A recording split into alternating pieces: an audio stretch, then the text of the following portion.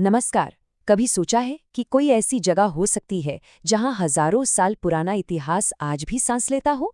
तो चलिए, आज ग्वाटेमाला की एक ऐसी ही यात्रा पर चलते हैं जहां हर पत्थर, हर चेहरा एक कहानी कहता है।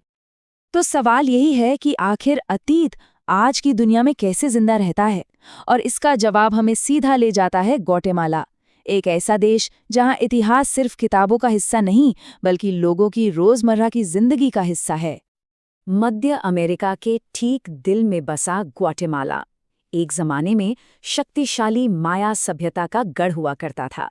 और आज भी वहां के बाजारों में, लोगों की जुबान पर और यहाँ तक कि खाने की प्लेट में भी उसी महान सभ्यता की गूंज सुनाई देती है।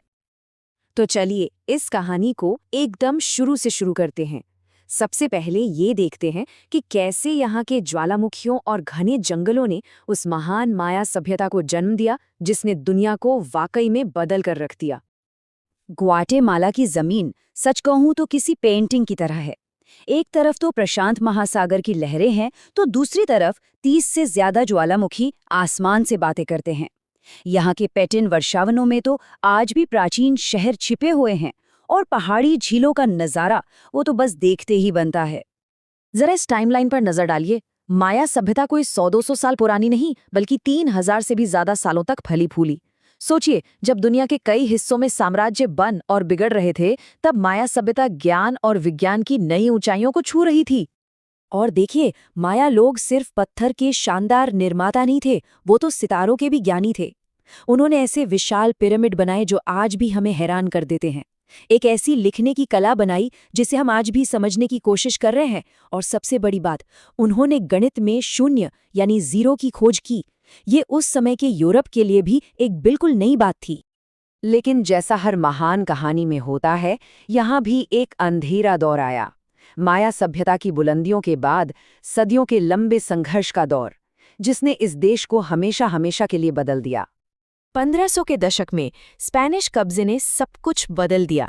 सदियों की गुलामी के बाद 1821 में आज़ादी तो मिली, लेकिन असली शांति वो कभी नहीं मिली। 20वीं सदी में अमरीकी दखलंदाजी और फिर एक बेहद क्रूर गृह युद्ध ने इस देश को बहुत गहरे जख्म दिए। 36 साल, जरा सोचिए, एक पूरी की पूरी पीढ़ी ने अपनी आंखों से सिर्फ युद्ध देखा।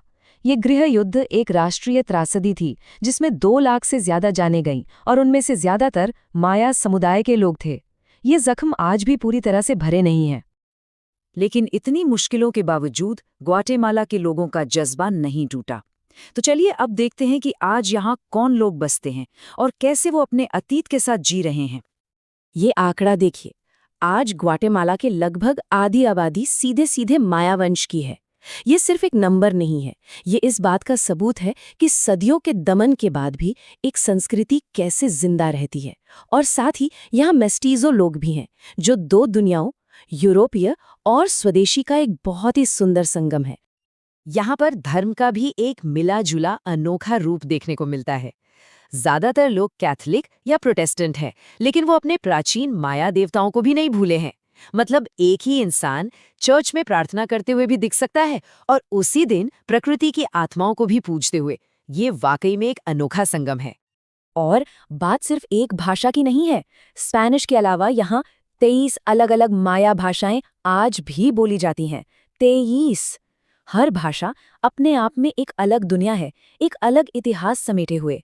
इससे पता चलता है कि ये देश असल में कितना विविध है। तो ये सारा इतिहास और ये सारी विविधता आज की सड़कों पर आखिर दिखती कैसी है, सुनाई कैसी देती है और चखने में कैसी लगती है। चलिए, ग्वाटेमाला की संस्कृति की आत्मा में उतरते हैं। यहाँ की संस्कृति पूरी तरह से अपनी जड़ों से जुड़ी हुई है।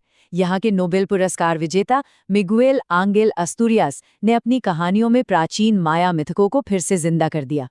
यहाँ की महिलाएं आज भी हुइपेल नाम के कपड़े बुनती हैं, जिसका हर धागा एक कहानी कहता है। और जब मरिम्बा की आवाज कानों में पड़ती है तो ऐसा लगता है जैसे इस देश के दिल की धड़कन सुनाई दे रही हो। और आखिर में चलिए बात करते हैं उस चीज की जो हर संस्कृति को एक साथ लाती है, खाना। क्या इतिहास को चखा जा सकता है? भाई, ग्वाटेमाला में तो जरूर चखा जा सकता है। तो मिलिए टमाले से, ये सिर्फ एक पकवान नहीं है, ये एक पूरी परंपरा है। मक्के के नरम आटे के अंदर मसालेदार भरावन, जिसे केले के पत्तों में लपेटकर भाप में पकाया जाता है। क्या पता ये वही स्वाद हो जो कभी माया राजाओं ने भी चखा होगा। और ये है जोकॉन, एक हरा खुशबूदार स्टू। इसका नाम सीधे एक माया शब्द से आया है जिसका मतलब है सॉस। ये इस बात का एक स्वादिष्ट सबूत है कि यहाँ की रसोई में आज भी प्राचीन आत्मा जिंदा है। तो 3000 साल का इतिहास एक डिनर प्लेट पर कैसा दिखता है? ग्वाटेमाला में वो टमालेज और चोकोन जैसा दिखता है। और ये हमें याद दिलाता है कि अतीत कभी मरता नहीं है, वो बस हमारे जीने, खाने और कहानी कहने के तरीके में ढल जाता है।